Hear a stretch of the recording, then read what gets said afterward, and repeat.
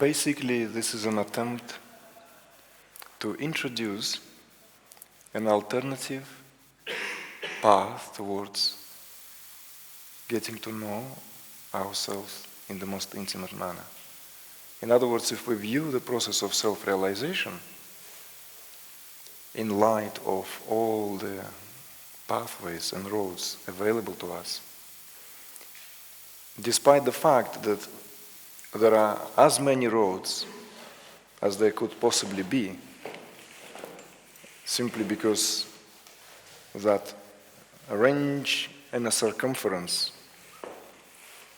allows and affords this multitude of possibilities to summit what essentially illumines every experience here and now.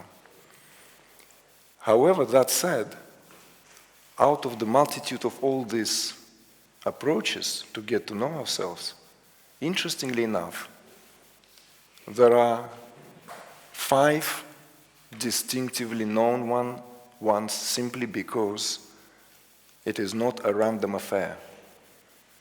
And we will talk about it just a little bit to have, however, tentative understanding. What do we mean by that and why 5? Since the approach towards getting to know ourselves is from the stand view and from the perspective of being this embodied being, embodied in a human physiology. And human physiology essentially equipped perfectly with 5 organs of cognition, which allows the sensory perception function and express themselves through these organs of cognition, where in turn these sensory perceptions, these 5 senses of perception, are the expressions of the subtler realms, essentially what is behind the elemental order. In other words, for each element, for each great element, ether, air, fire, water and earth, there is a subtler essence of each element. In other words, from the cosmological perspective, before existence comes forth, dressed in elemental order, there has to be something which acts as a blueprint, something which actually gives the incentive for a particular element to have its quality, for fire to be fiery in its nature, for water to be water in its nature. It has to have a subtle essence behind it. Some traditions are more direct about this than others. In the alchemical traditions that were prevalent before the widespread of Christianity, in Kabbalah, in Tantra, and even in Sufism, we could find traces of these understandings, that essentially there are 5 great elements expressing themselves as this human being in terms of that beautiful instrumentality equipped with the senses through which the experience itself becomes possible, becomes a possibility. So it is because of that there are 5 distinctive ways to realize the self. And we all know already that we approach our own self from often very different, or using very different faculties. Some people approach is through the instrumentality of the mind, the intellectual approach. Others are more inclined and more comfortable and somehow more driven through the quality of the feeling, through the quality of the heart. Others simply prefer to throw themselves into the action. There is even a mechanical way, where it's simply committing to a certain practice that is done meticulously on a daily basis, that essentially bears fruits sooner or later. It is therefore, speaking from, let's say, the traditions of yoga, there are different distinctive yogas. It is because of the psychophysiological setup. Psychophysiological setup, which is the reflection of this five-fold nature of creation. And this five-fold nature of creation is the expression of consciousness through this human body. Therefore, these five-fold ways have five distinctive paths. You know, the karma yoga, jnana yoga, bhakti yoga, you name it, raja yoga, so forth. Now, of course, it is very important to understand that these yogas are not exclusive and separate from each other. Their pathways crisscross and confluence. At some point, they become indistinguishable. However, there is something which is unique and specific to a specific path. And it is very good to understand which one is more suitable from the standpoint of view of our innate individuality. Just as an example, if someone essentially lives from the feeling, from that more emotive, more feeling-relating state and modality of one's relation with the world, with the others, with oneself, and yet decides to follow the path of mental or intellectual inquiry, it is as if not using one's strongest assets. Not, of course, drawing a straight line and demarcating and making it black or white, but it is a certain wisdom in that, and that wisdom have always been recognized. In more traditional setups, it was the role of the teacher to distinguish among those who would come to the teacher from probably, hopefully from quite an early age, what are the predispositions of a certain being, so that there is no wastage of time. If the feeling is the driving force, well, let that person to utilize the feeling at its utmost. So this is just to introduce this theme. And a little bit of a mythology. Essentially, when this ancient seer, Vedavyasa, he gains his name because he's a compiler of the Vedas, compiler of this essentially very important works, written material, born in the Indian subcontinent, into a very organized structure, and they are known as Vedas. There are four principal ones: Rig, Sam, Yajur, and Atharva Ved. When Vedavyasa compiled this, put it all together nicely, arranged it in hymns, and presented it to the god of creation, Brahma, right, the god responsible for the aspect of creation, Brahma was very pleased, and he praised him. He tapped him on his shoulder and said, "Good job."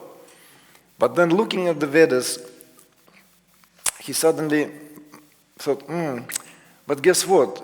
It requires a learned scholar. What about the common folk? What about the people?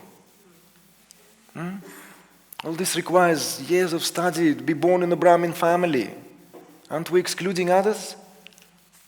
So he set a task for Vyasa to go back and perhaps come up with something which would be suitable for a common man and woman. And thus was the birth of drama, literally. This is the birth, what is also known as, nicknamed as the Fifth Veda, the fifth, unofficial path towards getting to know oneself. And it is the birth of drama where Vyasa, this ancient rishi, excelled in extrapolating and expounding on the very nature of aesthetic experience. The very nature of aesthetic experience. I'm lamenting on the fact that one particular presenter failed to show up because of his health condition. But we would have all greatly benefited from the presence of Mark Duchkovsky, to whom I'm paying tribute partially in this presentation, because I read Mark Duchkovsky's work back 2 decades ago, and I still read him from time to time. He's an amazing scholar known for his in-depth understanding, insights into Kashmir Shaivism, which is considered to be the last best kept secret of Indian philosophy. It's the last best kept secret. In fact, this term was uttered by Rabindranath Tagore. It's still as valid today, at the dawn of the 21st century, as it was then a century ago. Kashmir Shaivism is considered by those who know this tradition to be the epitome of anything that India had to offer. It's the summary, it's the fusion, if you will, of everything that was available around the time when the first Kashmir Shaiva scriptures came into its oral transmission. And it is roughly argued by scholars happened around 8th to 10th century. By the 10th century, there were some amazing teachers. And Kashmir Valley became the Sorbonne of spirituality of its time. Everyone knows the name of Adi Shankara, simply because he postulated certain cornerstone sayings upon which the whole of Advaita Vedanta rests. All the Mahavakyas, all the great sayings were all formulated by 8th century sage Adi Shankara, and therefore he is very well known. But there was an equally as very well known and as important sage in India around the 10th century, known under the name of Abhinavagupta. And it is Abhinavagupta who essentially gave an alternative perspective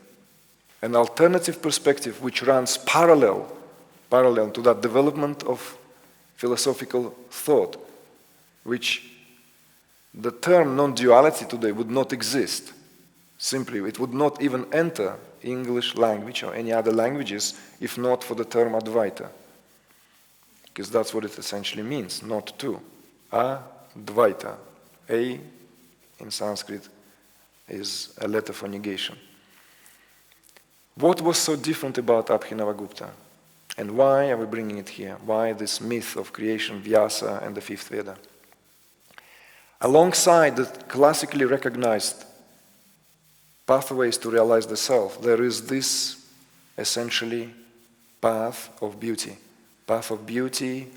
which is cultivated through the experience where we are essentially opened up to the possibility of having direct, most visceral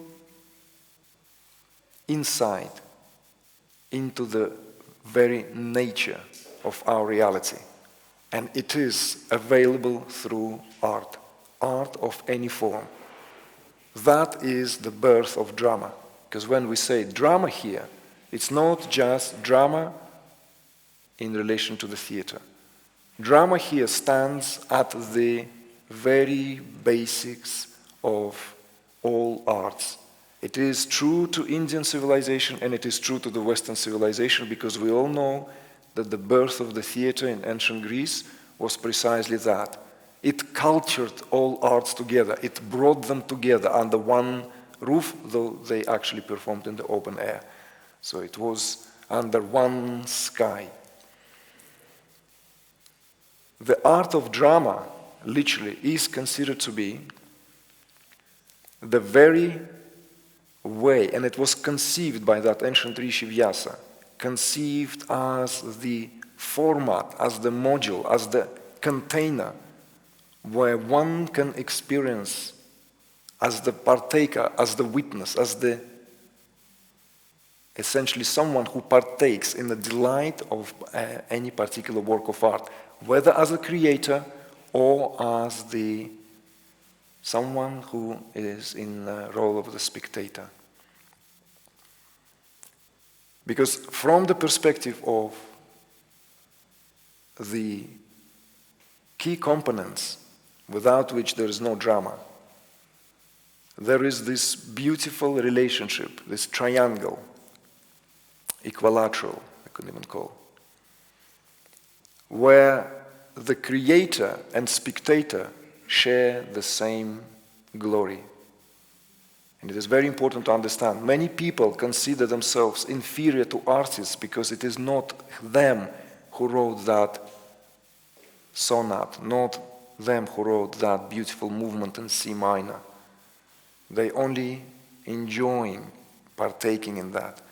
But if we are to apply the understandings present in this ancient exposition, and Vyasa indeed came up with something, it wasn't just, yes, yes, I'll do the joke. No, he actually came up with a beautiful exposition.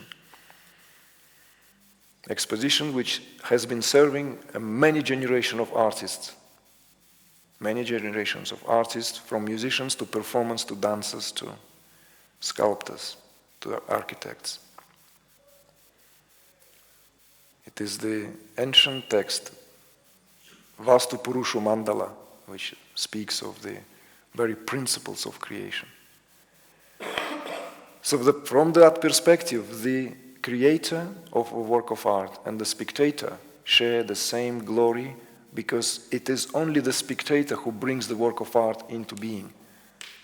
The work of art is inert, as it were. That movement, musical movement, or that painting, or that sculpture, or whatever that space, or whatever, use your imagination, the work of art in today's language is a very wide definition, is inert unless it is being perceived by someone. Therefore, it is always recreated. Anytime someone partakes in the beauty of a created work, that work becomes alive. Without it, it is inert. And this mechanics, if you will, that dynamic relationship, actually the expression of much subtler, something which is much subtler. It is that very subtle tension between subject and object. Kashmir Shaiva texts emphasize that everything takes place in the relationship between subject and object. There is the whole doctrines, whole methodologies where the spiritual practice is literally to examine the minute nuances between subject and object. What is happening between subject and object. Each time there is an interaction, there is this dynamic creative tension. Just as it is when we stand in front of the magnificent or simply something that we love, a work of art, or in the presence of the sound of music that we love, or watching a movie. There is this possibility for total identity, even for a split moment. I personally have experienced that back in the days when I was still being honed as a visual artist. I used to go to the Hermitage Museum in St. Petersburg early hours of the morning, 5 o'clock in the morning, before the museum will be open. We will be allowed to copy great masterpieces of Western art. And I remember that very, very experience, that the work that I was looking at, and the more intently that I will look, the more I will recognize these nuances. And of course, when you copy a work of art, it's a creative act. You don't just copy the surface level of what you see. You have to penetrate the very language with which this work of art came into being, down to the way the canvas has been primed, has been toned, how you build the shape, how you construct the whole thing, down to all the different glazings and combination of brush strokes. Just as an example, at some point, that work of art that I was looking at, it was the portrait by Peter Paul Rubens of Franciscan monk, a small piece like that, a magnificent piece. Rubens usually known for his very, very Baroque compositions, quite ostentatious and very, very rich. But this was very austere, almost minimalist for its own time. At some point, not that the monk became alive, he was alive all the time. It's a very starking, very striking portrait. But there was this temporal dissolution of me as a subject perceiving an object. There was this beautiful merging where I was simply lost myself in that experience. It did not last for long, but it was direct taste of unity in that very moment. I stood there stupefied. In fact, I actually had to go and sit down on a very beautiful Baroque sofa, which was not meant to be used. I just removed that red thread and comfort myself there because I had to sit down. It was an overwhelming experience. The intensity was overwhelming because there was everything. When we say it's dissolution of subject and object, it wasn't that, oh, I just simply lost myself in a work of art, because then there will still be the work of art. No, there was the end, momentarily end of experience. And that was prompt, that was initiated by what could be called very intimate and intense recognition of the aesthetic value present in that work of art. And I do not believe that there is one single person in this room who did not have that experience. It perhaps gone unnoticed. Whenever you listen your favorite music, whenever you are moving, dancing, whenever you are in nature, sitting in front of the setting sun, walking in the forest or in a street, in a park, walking your dog, there is a possibility that reconciliation between subject and object could happen if you're paying attention to the beauty that surrounds you, to the beauty that is simply there, open to your perception simply because the beauty is in the eye of the beholder. There is a lovely surah in the Quran that I love very much. It's a very mysterious surah. God is beautiful and He loves beauty. Don't hold Quran for sexism. He, she, it makes no difference here. You can translate it, God is beautiful and loves beauty. We are invited to contemplate on that short verse, on that short saying. What does that mean? That God is beautiful and He loves beauty. How can God be embedded with any attributes? And when we say God here, that's not a divinity. Islam is very unapologetic. The term Allah, it's actually the term for absolute. The term Allah is the term for absolute.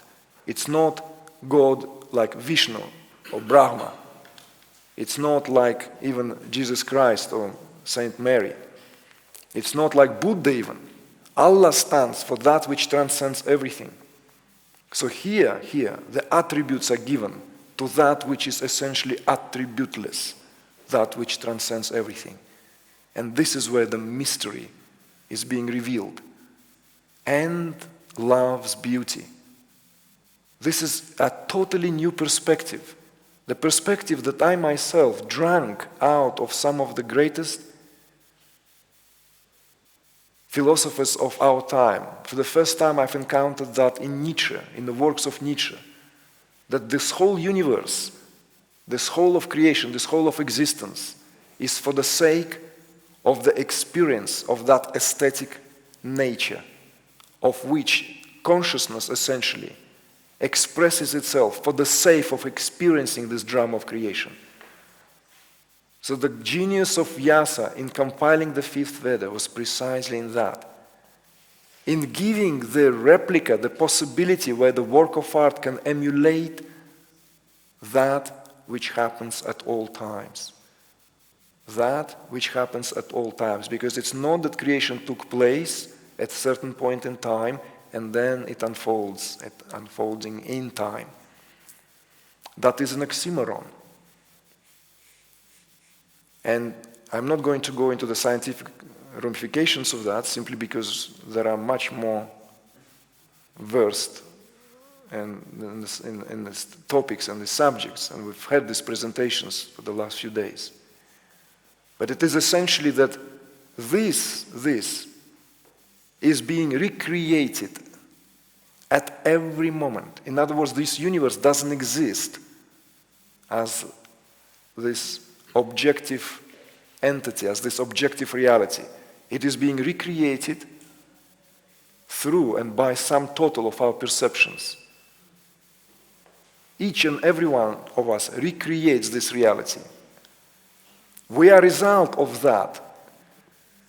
And at the same time, we are the ones who recreate that reality.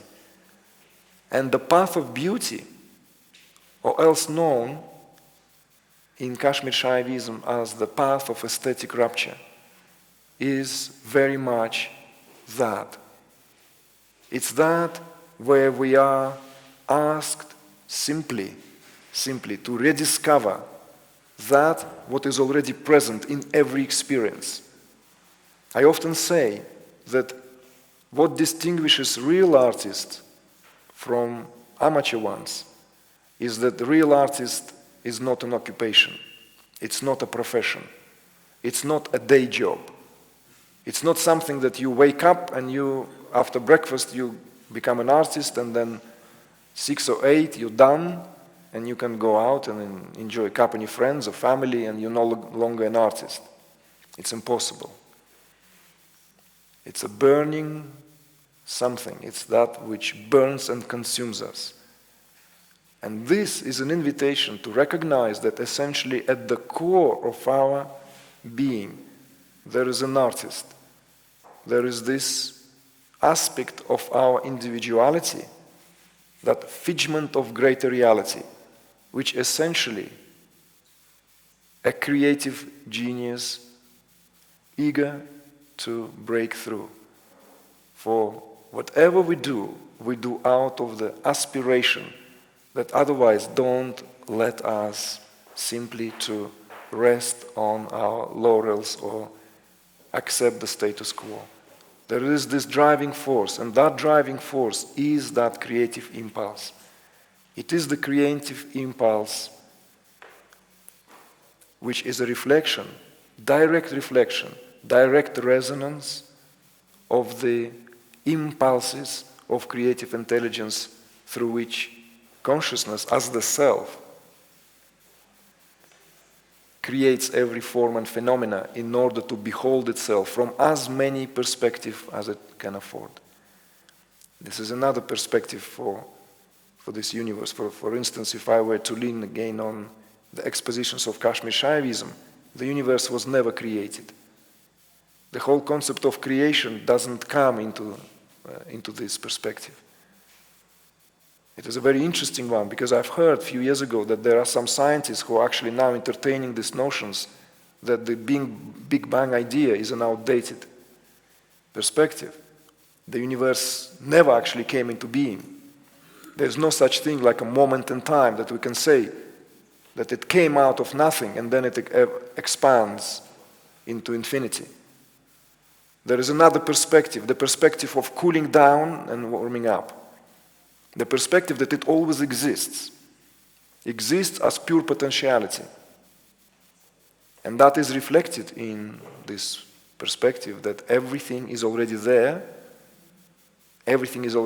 simply playing itself out of itself. And the time itself is born as that constant.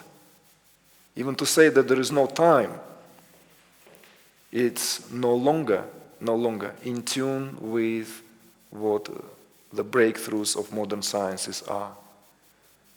Read the works of this quite a relatively new scientist, Smolin, where he redefines our concept of time. You might reevaluate the works of Eckhart Tolle, and the now will gain another perspective. The concept of now will have a different perspective.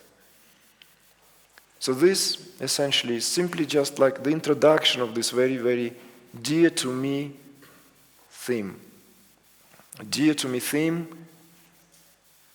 that loosely has been titled as the Transformative Power of Beauty, simply because I could say that it works. And I've seen how it works with many, many people. I also want to express some of my very personal, very, very individual experiences. You know that in the myriad of teachings and in the myriad of in this whole library of what is out there, in the library of various teachings and various perspectives, it's very easy to lose yourself, very easy to essentially to be confused even by various different approaches.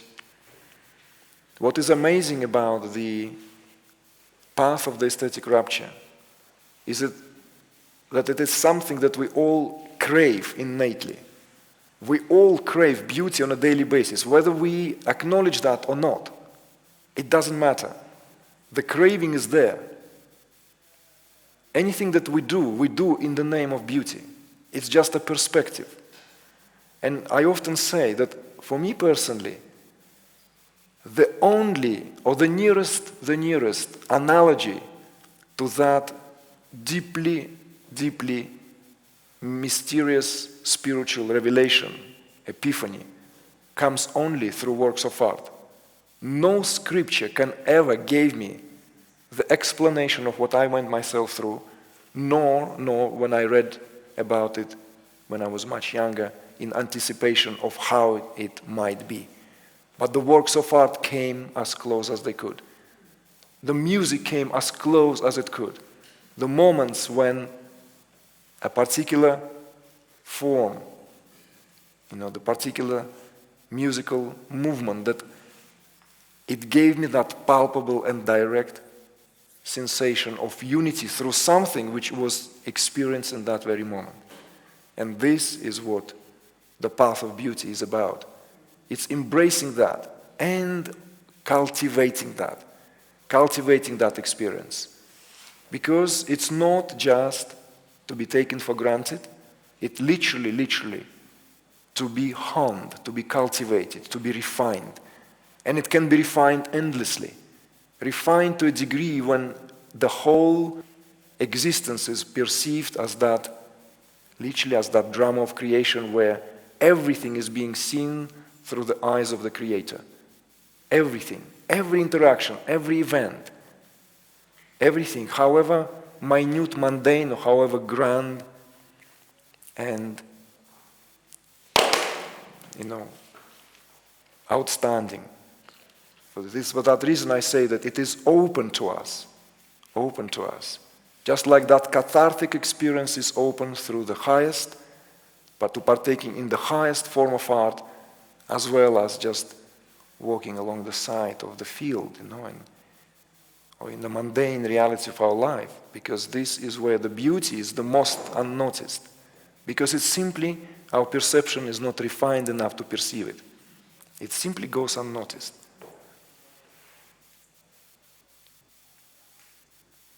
The recognition, everyone enjoys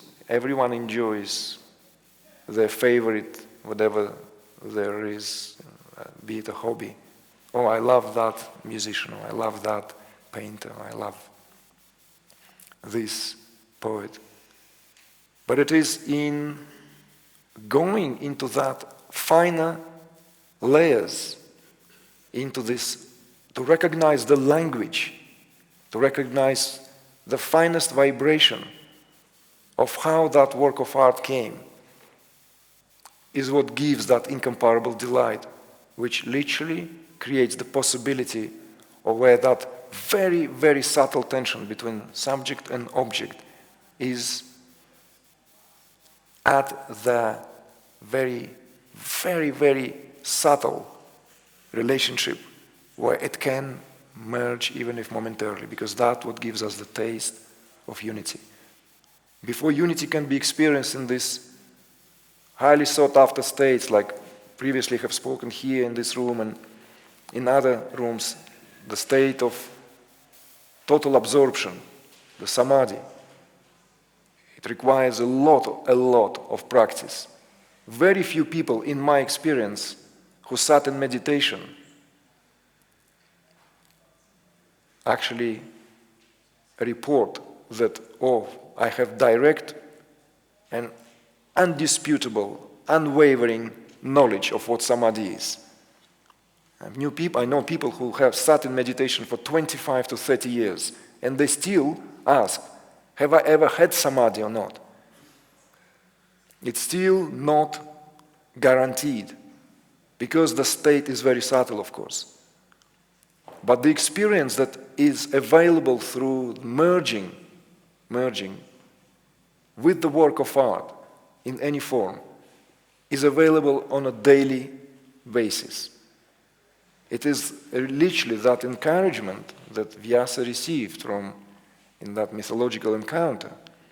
What about the common folk? What about the people, How can they be reminded about their essential nature? Hence the birth of art. This is the art's noblest purpose.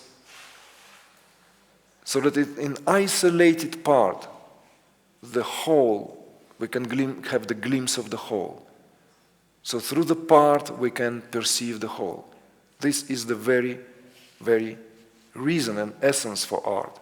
So I don't believe in that notion, art for the art's sake. Art has a purpose. It has a very distinctive purpose, very dharmic, speaking that Sanskrit term, very dharmic quality to it, is to remind ourselves of our essential nature. That quote, which is attributed to Plato, the beauty in the eye of the beholder, is actually a paradoxical statement if we really go into it. Because if the beauty is in the eye of the beholder, then that would presuppose that it is a subjective experience, isn't it? And yet beauty here is not a subjective experience. Exactly. We could say it is a fundamental quality with which consciousness expresses itself. And even scientists, they talk about the beauty in the theory.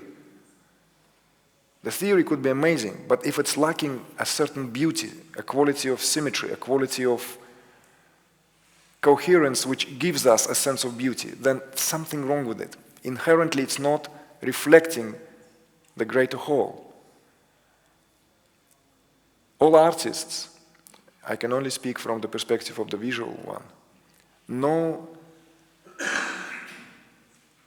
when something works on the surface, let's say if it's a visual artist, as a painter, draftsman, because there is a certain synchronicity that is revealed within the process of creating that work that give one that undeniable inner sensation of perceiving that which only can unveil itself in the process.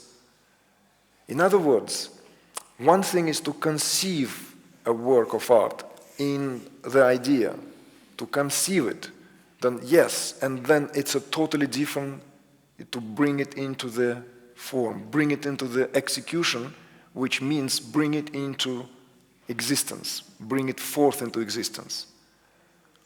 And when it happens, it's an amazing thing, like Brancusi, how he's sometimes variously pronounced, this great Romanian sculptor who was present in Paris at the beginning of the 20th century. He is known for saying, it is not difficult to do great things, but it is harder to get into the state where great things simply happen.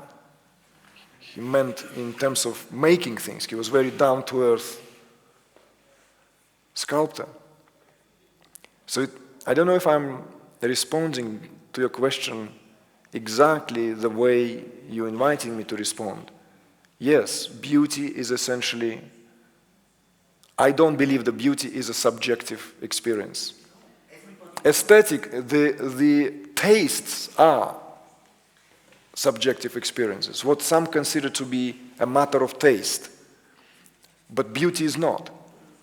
And the more refined and the more essentially opened we are to beauty, we recognize that beauty is there at all times. If only we can decipher, if only we can break through that what otherwise veils the perception of beauty. And these moments of when that veil is torn and the beauty looms or shines forth, that what makes someone essentially, an artist. Because it's a devastating experience, because it's an experience that has to be translated one way or the other. And then how it is translated, and it's the magic of making. But here in the context of what we set to kind of relate, is that it's an invitation to, of course, it's not just about works of art. It's not just about created works of art. It is about simply recognizing that creative tension between the subject and object, for the sake of refining that relationship. Because subject and object will always stand in opposition to each other. Always stand in opposition to each other. We cannot force them to merge unless there's certain refinement. There is a perspective, unless the gap between them is filled with light of beauty. That path is overlooked.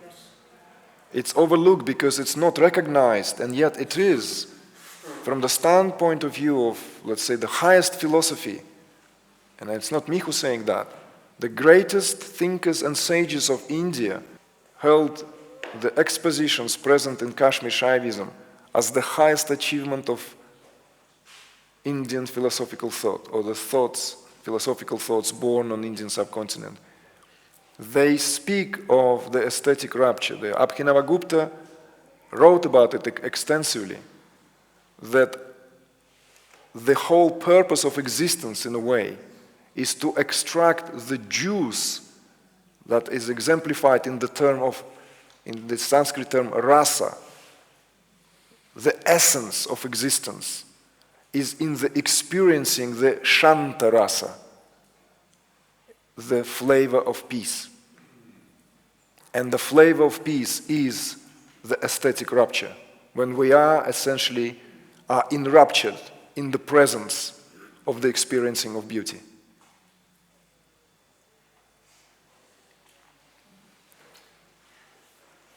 Thank you very much. Thank you.